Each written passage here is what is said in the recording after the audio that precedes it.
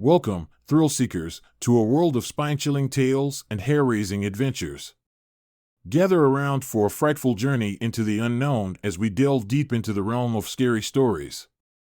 Buckle up, hold on tight, and get ready to experience a rush of terror like never before. It was a gift from a distant relative, a porcelain doll with eyes that seemed to follow you wherever you went. At first, it was a source of amusement for Emily, a young girl who loved nothing more than to dress up her dolls and play tea parties with them. But then, strange things began to happen. Emily would leave the room, and when she returned, the doll would be in a different position, its gaze fixed on her. She could hear faint whispers coming from the doll's mouth, and sometimes she could swear that she saw its eyes move. At first, Emily tried to convince herself that it was just her imagination. But then, one night, she woke up to find the doll sitting on the end of her bed, its eyes glowing in the darkness. She screamed and ran out of the room, waking her parents in the process. They tried to calm her down, but Emily knew that there was something wrong with the doll. Over the next few days, strange things continued to happen. The doll would move on its own, its eyes seemingly following Emily wherever she went. Emily's parents grew increasingly worried, and they decided to get rid of the doll. But when they tried to throw it away, they found that they couldn't. It was as if the doll had a hold on them, a power that they couldn't resist. And then, one night, Emily woke up to find the doll sitting at the end of her bed once again. But this time, there was something different about it.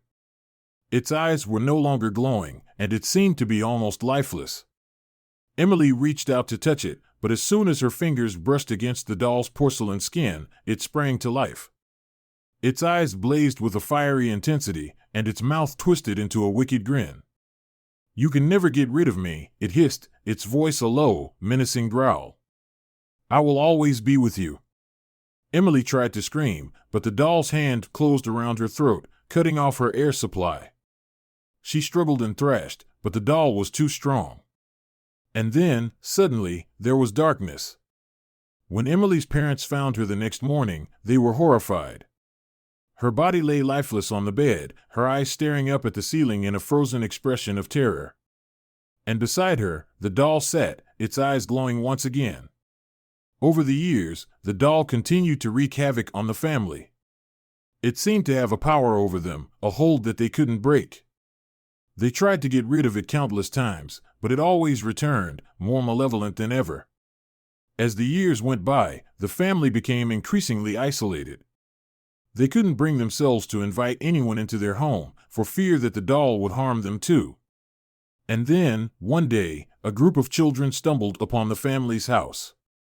They were fascinated by the rumors of the haunted doll, and they wanted to see it for themselves.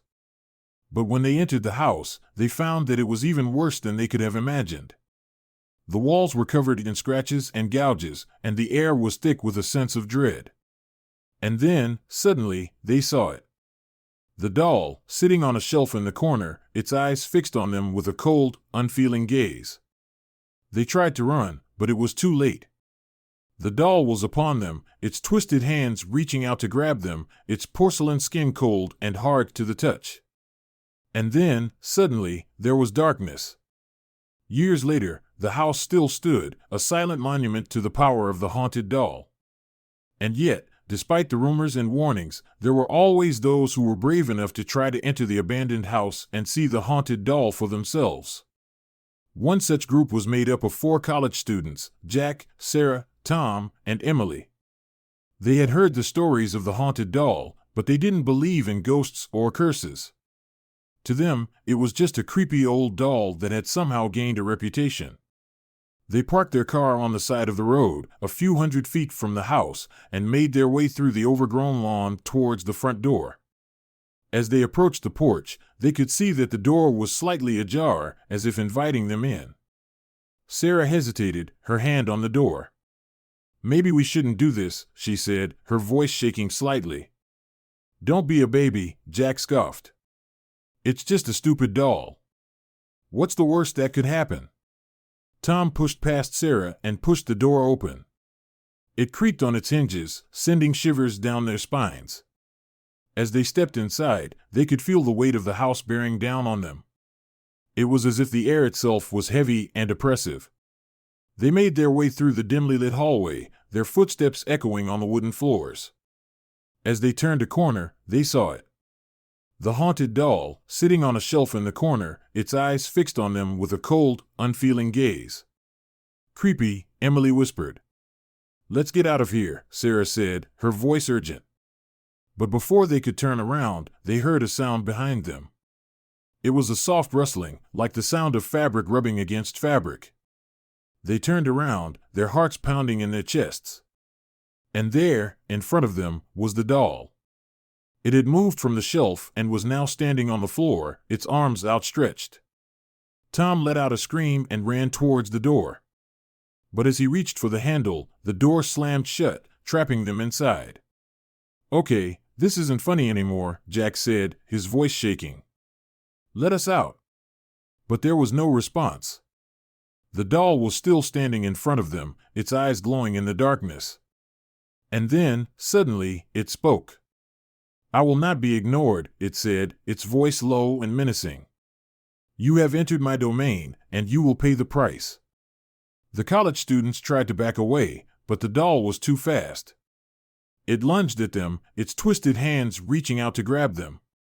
Emily screamed as the doll's hands closed around her throat, cutting off her air supply.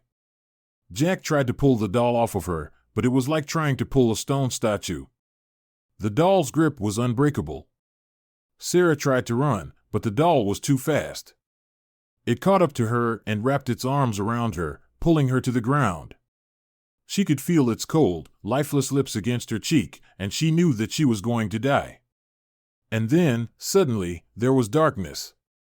When the police arrived at the abandoned house, they found the bodies of the college students strewn about the room. They were pale and lifeless, their eyes staring up at the ceiling in frozen expressions of terror. And beside them, the haunted doll sat, its eyes glowing in the darkness. It was as if it was waiting for its next victims to arrive. As the night draws to a close, we bid farewell to the terrors that haunted us and the spine-tingling tales that kept us on the edge of our seats. Remember, the darkness may linger, but the dawn always brings a new light. Until next time, stay safe, stay curious, and never stop exploring the mysteries of the unknown.